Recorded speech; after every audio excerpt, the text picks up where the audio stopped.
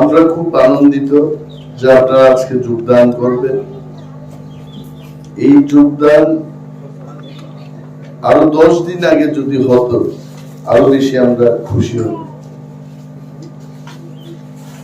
যদিও নির্বাচনের 3-4 দিন আগে আপনারা যোগদান করছেন, আমাদের কোনো ব্যথা নেই, শুধু আনন্দ আর আনন্দ। কিন্তু গতকালের যে মহা জনসমাবেশ, এটা আপনারা মিস করবেন। এই কারণে আমার একটু আনন্দটা একটু কম। মহা জনসমাবেশের যে চিত্র গতকাল, ত্রিপুরার মানুষের বক্তব্য, এটা আমার বক্তব্য না, যে কোন একটা বিধানসভা কেন্দ্রে ওই কেন্দ্রের ভোটারদের নিয়ে এমন একটা জনসভা এই নির্বাচনে কেউ কোথাও করতে পারে না। খুব ভালো কথা। এবং এই পর্যন্ত 48টা পুলিং বুথের মধ্যে প্রায় সব কটাতে আমাদের নির্বাচনী প্রচার প্রায় শেষের দিকে। আমি আপনাদের এই কথা বলতে পারি যে 1 নম্বর জামু বস্তি থেকে শুরু কইরা শ্রীরাম খরা পর্যন্ত আমাদের 48 নম্বর পুলিং বুথ মানুষ যেভাবে আমাদের সাড়া দিয়েছেন, এবার আমরা ন্যূনতম 15 থেকে 20,000 ভোটের ব্যবধানে আমাদের প্রতিদ্বন্দ্বী প্রার্থীদের এবং আপনাদের আশাতে এখানে আমি যা লিস্ট দেখলাম, খুব আনন্দিত যে এখানে বাঙালি অংশের মানুষ আছেন, চাষা, তেলেঙ্গা, দেববর্মা, সমস্ত সম্প্রদায় আমাদের এখানে 54 পরিবারের 191 ভোটার আপনারা যোগদান করবেন। প্রত্যেককে আমি স্বাগত জানাই তীব্রামথা দলের পক্ষ থেকে। এবং আপনারা এমন সময় এসেছেন যে অনেক সময় ভগবানও বলে যে স্বর্গে যাওয়ার শেষ বাসটা এটাই, উঠো উঠো। এই বাসের মধ্যে আপনারা উঠবেন এবং তীব্রামথা এবার প্রথমবার ত্রিপুরায় একা 34 থেকে 38টা সিট নিয়ে সরকার গঠন করে। এই সরকারের ঘরে আপনারা যাইতেছেন। এখন আপনাদের সমস্যার কথা, আপনাদের পানীয় জলের সমস্যা থাকতে পারে, আপনাদের নিজস্ব পারিবারিক ছেলে মেয়েদের চাকরি সুবিধার ব্যবস্থা করার জন্য এই ধরনের প্রবলেম থাকতে পারে।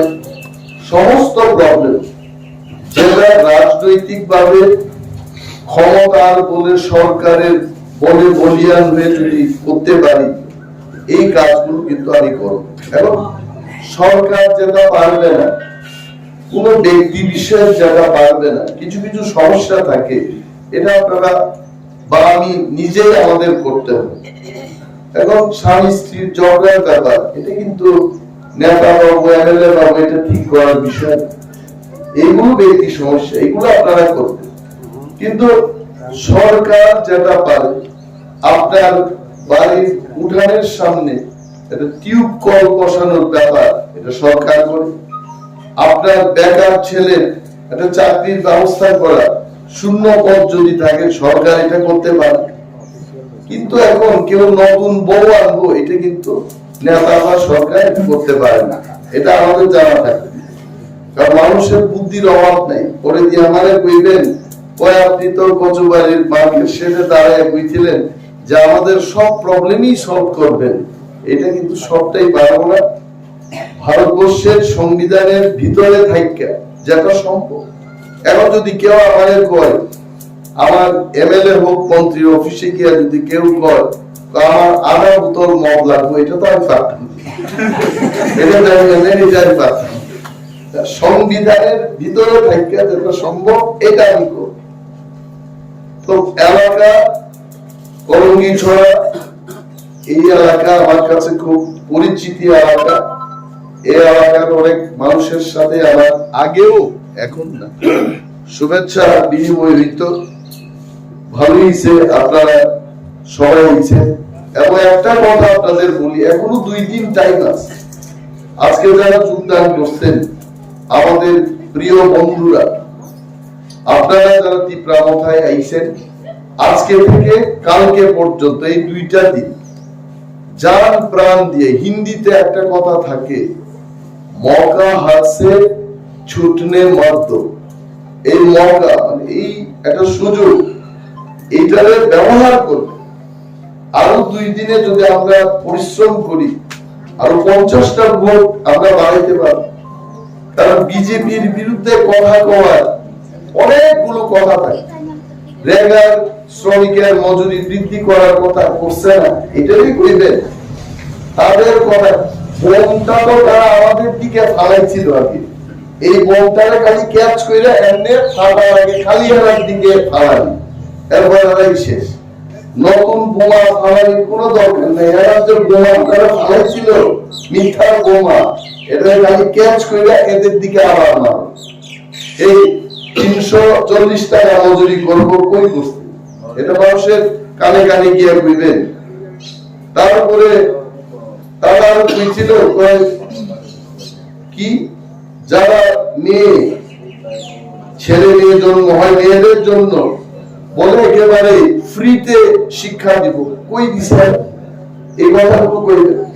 কালকে নরেন্দ্র মোদীজি যে হারে কথা কইতেন, আমার তো অবাক লাগলো। কইছে 5 বছরে 4.5 লক্ষ ঘর নির্মাণ কইরা মানুষের দিছে, কই দিছে?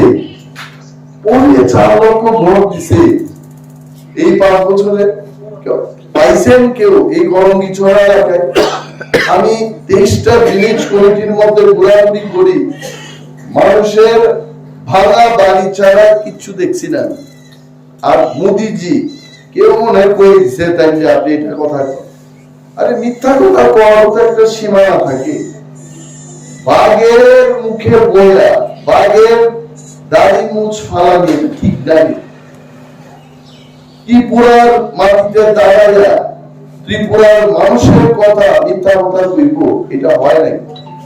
মোদিজি ত্রিপুরার কথা যদি উত্তরপ্রদেশে গিয়ে কইতো, তাও একটু মানিয়ে নিতাম যে না, অন্তত লোকটা ত্রিপুরার মাটিতে দাঁড়াইয়া ত্রিপুরার মানুষের জন্য মিথ্যা কথা কিছু উত্তরপ্রদেশে গিয়ে।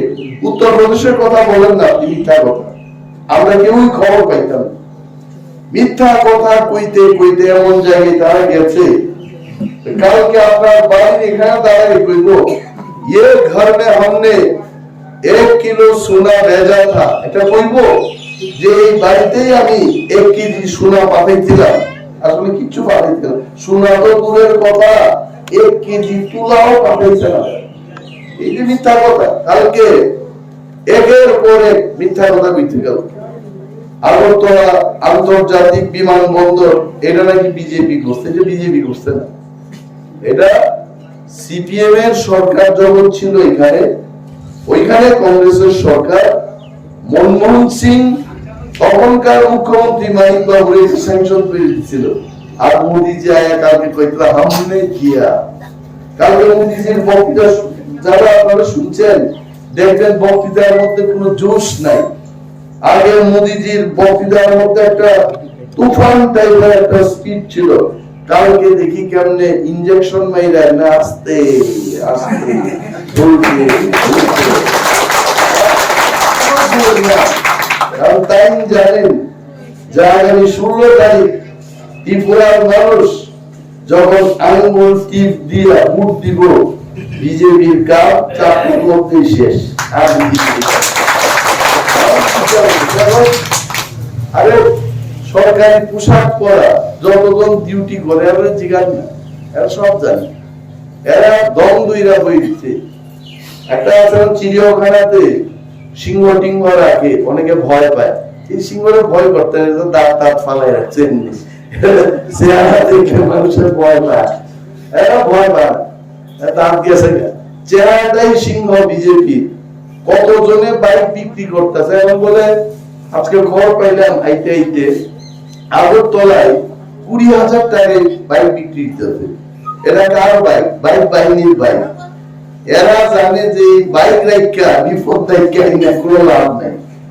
কয়েকদিন বাদে যখন কাউন্টিং হইব বিজেপির সরকার তখন থাকতো এই বাইক দীক্ষা মানুষের চিনবো, আরে না রে এই নম্বরটা তো আইছিল একটি, এই বাইক এখন থেকে বিক্রি করে নিত। যে যার পারে গাড়ি বস্কি নিয়ে নেতারা যার পয়সা তুলনের তুইলা লইতে এক একটা চেহারা আমরা আরো 10 বছর বাদেও ত্রিপুরায় যে আর দেখতাম না।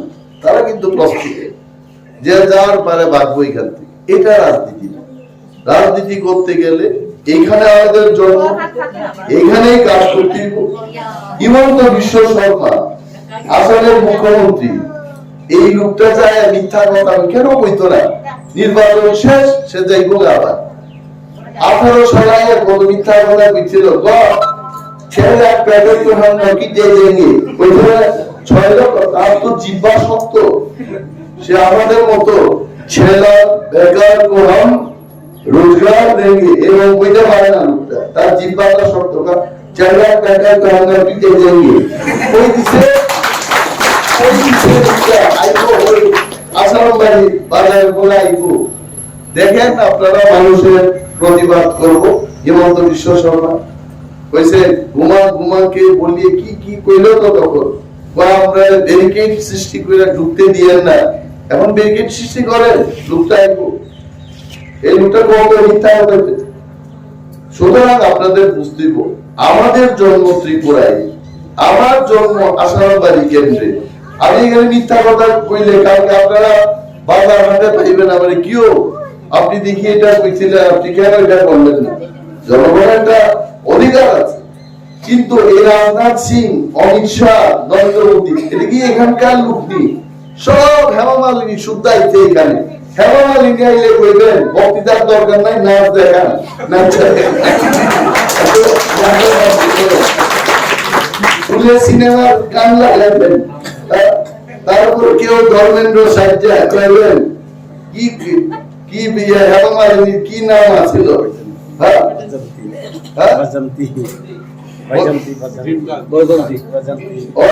কিছু একটা বসন্তী, বসন্তী কেউ কইবে ও বসন্তী যাও নাচকে দেখাও, কইবে এখানে হেমা মালিনী আইলে কি আর বক্তব্য শুনবো আমরা সিনেমার অভিনেতা অভিনেত্রীর থেকে? আসলে এরা বিজেপির নেতারা বক্তৃতা দিতে নেতারা বক্তৃতায় আর কাম হয় না। এখন মিথুনটা আনছিল, মিথুনটা নেওয়া কাম দিতে না। এরপরে আনছে হেমা মালিনী। হেমা মালিনী আনলে কি মানুষে তো হেমা মালিনীর রোগে গভর্নমেন্টের নাচানাচি এটা দেখতে চায়, এটা বক্তৃতা শুনে ভোট দিব দিত না। তার মানে ঘুইরা ফিরা বিজেপির কাম শেষ, বিজেপি আর আইতো না। এরা বুঝছে আমরা এখানকার মানুষ সমস্ত নেতা নেত্রী কর্মী আমরা ত্রিপুরা, আমাদের যাওয়ার কোনো জায়গা নেই। আমরা যদি মিথ্যা কথা কই আমরা এখানে আমাদের শেষ করবো না। সুতরাং আমরা যা বলি আমরা এটা করি। আমাদের একটাই কথা, ত্রিপুরা, ওয়ানসা, তেলেঙ্গা, মণিপুরি, হিন্দুস্তানি সবাই মিলে ত্রিপুরার মধ্যে শান্তির মধ্যে থাকতে। কিন্তু এটার কথার অর্থ এটা না যে কোন ত্রিপুরায় ওয়ানসার বাড়িতে চুরি করবো, এই সুরটারে পিটন দিত না, এটা না। সুরের কোন জাত নাই, পাইলে এটাতে সুরের মতো শাস্তি দিত। কি আমি ঠিক করলাম তো? এখন কোন তেলেঙ্গানা কোন ওয়ানসার বাড়িতে চুরি করবো সম্প্রীতি আছে দিকে আমি সুরের কোন জাত নাই। সুরের একটাই জাত, সুরের জাত। সুর কোন ওয়ানসাতি প্লাসা হয় না।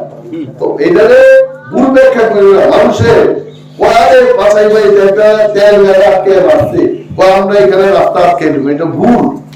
কেন এই লোকটা মানুষ পিটছে এটা খবর নিতেই পারে। এই ব্যাপার যদি আমরা সবাই মিলে ঠিক রাখি, সম্প্রীতি থাকবো। আরে সবাই ভয় পায়, যারা গুন্ডামি করে এরাও কিন্তু মৃত্যু থেকে ভয় পায়। বাইক বাহিনী আইলেরা 50-60টা একা যখন পাইবে তখন কি করবেন? শীতকালেই কিন্তু এখানটা গাঁও করবো ভয়ে, সব গুন্ডারাই ভয় পায় সে যখন একা থাকে। এই যে গুন্ডাগিরি করে এটার বিরুদ্ধে প্রতিবাদ করতে হবে। এখানে যেন তারা কোন ধরনের কারচুপি করতে না পারে এই ব্যবস্থা আমাদের সবাইকে নিতে হবে। আর চিন্তা করিলেন না, আমাদের সিম্বল আপনাদের জানা আছে, আনারস। এখানে আমার বিরুদ্ধে আইপিএফটি দাঁড়াইছে, তার কথা আমার কোয়ার কোন ইচ্ছা নেই, কারণ এরা পূর্ব দিক দিয়ে আইলেও ফেক, পশ্চিম দিক দিয়ে আইলেও ফেক, উত্তর দক্ষিণ সব দিক দিয়ে ফেক। এখন প্রার্থী যে মিথ্যা আমাদের বিরুদ্ধে বড়রা তো প্রমাণ করে বাচ্চা বাচ্চা পোলা বান্ধে পর্যন্ত নমস্কার করতে, তোমার ভোট যেন দেয়। এইভাবে ভোট হয় না। ভোট হয় তোমার কি প্রতিশ্রুতি, জনগণের জন্য তুমি কি করতে চাও, তোমার যোগ্যতা অনুযায়ী তুমি কি করতে পারবে কথা কো। কিন্তু এটা না, এদের ভিতরে নির্বাচন আইছে আদাত করতে আদাত করে মাল কামাইতে, এটাই এদের মাল পাইছে নির্বাচন বলে যাইব। এইসব লোকের ভোট দিয়ে তো আমাদের কোনো লাভ নাই। দেখেন কোন প্রার্থী সিপিএম হোক, আইপিএফটি হোক বা নির্দলীয় হোক, ব্যক্তি আমার কোন ব্যক্তির সাথে কোনো লেনা দেনা নাই, না আমি 1 টাকার দাম নিছি এদের থেকে, না এরা আমার থেকে নিচ্ছে, আমার কোন ব্যক্তি শত্রুতা নাই। কিন্তু নির্বাচন মানে জনগণের পক্ষে লড়াই করা, আমার জনগণ যেন সুরক্ষিত থাকে এটা আমার দেখতে। আমারে মানুষ ভোট দিব, এরপরে কইব কয় তুমি এমএলএ মন্ত্রীর জিগাইতে পারবে না, এলসি মেম্বারের জিগাও, এমন একটা দল আছে ত্রিপুরা। তো ভোট দিছ রাজেশ বাবুরে, আর চাকরি চাওয়ানোর ব্যাপারে বিজেপি রাজেশের লোক কোনো কথা নাই, এলসি মেম্বারের লোক কথা। তো এইটাই কালচার। বিয়ে কইরা আনলাম এক মহিলারে, আর আরেক মহিলার লোকে সংসার করবে, বিয়ে মহিলা এক মহিলার লোকে আর সংসার করতে আরেক মহিলা, এইরকম হয় না। এরকমও দল আছে, এটা তো আপনাদের অভিজ্ঞতা। 25 বছর, 10 বছর, 35 বছর এমনটা কইরেই তো চাষাই থেকে গেছে, তেলেঙ্গাই থেকে তার উন্নতি না। কেউ আইছে কইছে না আমার আসার বাড়ি কেন্দ্রে তেলেঙ্গা 2200 ভোটার আছে, 3000 ভোটার আছে, এত পরিবার আছে, অন্তত 5টা চাকরি এইবার তেলেঙ্গাদের জন্য হবে, কইছে কেউ? কইতো না। নির্বাচন আইলে ওই এটা পাইছে কি অর্জুন তেলেঙ্গা, এটারে গড়ার মধ্যে দড়ি বাইন্দা ওই শিকারি মুরগ থাকে জঙ্গল, এটারে নিয়ে ককবারে কইব জঙ্গলের, এটাই ওইটার গর্ব। আমাদের এই শিকারি মুরগের দাওয়াত থেকে শেষ করে দেন। এই শিকারি মুরগটা নিজেরা পায় কিছু না, কিন্তু সাধারণ মানুষ কি পাইছে? শিকারি মুরগের দরকার না, খাঁটি মুরগির দরকার, বাড়িঘরের মুরগির দরকার। এদের কাম কি? আরো তলায় নিয়ে একটু সম্মান দেয়, মারা গেলে ফুলের মালা চড়াইবো, আরে মারা যাওয়ার কয়টা উড়াইবো না ফালাই দিব, এটার কোনো কি দরকার আছে? জীবন দরকারে মানুষের কোনো সম্মান নাই, মারা যাওয়ার পরে সম্মানের কোনো ব্যাপার আছে? এটা কোনো ব্যাপার না। আমি আমার মারা যাওয়ার পরে আমার মূর্তি বয়ালে কি বোঝাবি? আমার তার মধ্যে পাখি পায়খানা করবো, এই মূর্তির কোনো মর্যাদা নাই। মর্যাদা যদি দিতে হয় জীবন দোকানে আমার মর্যাদা দাও, সোজা কথা। যারা জীবন দয়ার কথা আমার চিন্তা করতে, এরা কি 2 বেলা খেতে পাইতেছে এটা আমার চিন্তা করতে, এদের কি ব্যথা বেদনা এটা আমার দেখতে। মারা যাওয়ার পরে এরা বাঁচানোটা নিয়ে উপস্থিত, এই দলগুলি আমাদের কোনো লাভ নাই। ত্রিপুরা কথা চাই, হিন্দুস্তানি, বাঙালি, মণিপুরি, ত্রিপুরা, মুসলিম সর্বংশের মানুষ আমরা একে অপরের সম্মান দিয়ে, আমরা যেমন ত্রিপুরারা অসম্মানিত হইলাম, এরকম অসম্মান আমরা কেউ করতে চাই। তেলেঙ্গার মতো থাকবা, ব্যায়াম ট্যায়াম করে সলমন খানের মতো আমরা কয়েকটা দেখতে চাই যে না এরা প্রতিষ্ঠিত হচ্ছে জীবন। এটাই আমার কথা। ভোট দেন, সরকার আনেন, নিজের শেয়ার নিজে নিয়ে যান। নিজের ভোট নিজে দিন, যাকে খুশি তাকে দিন। আমি নিজের ভোট নিজে দিন, তীব্রতায় ভোট দিন, যাকে খুশি না, যাকে খুশি দিয়ে দিলে কাজ করবো নি, কাজ করার মতো লোকের ভোট দিন। এই কয়েকটা কথা কই। গোপাল বাবু আমার দিকে চাইছেন দূরের থেকে, গোপাল বাবু কিন্তু শুনতে আসেন আমার বক্তব্য, ভালো লাগে ওনার অনেক।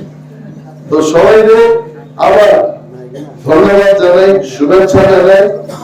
16 তারিখ আপনারা নির্ভয়ে যার যার ভোট আনারস সিম্বলে ভোট দিয়ে বিপুল ভাবে জয়যুক্ত করবেন, এই আবেদন আপনাদের কাছে রেখেই আমি আমার আলোচনা শেষ করছি।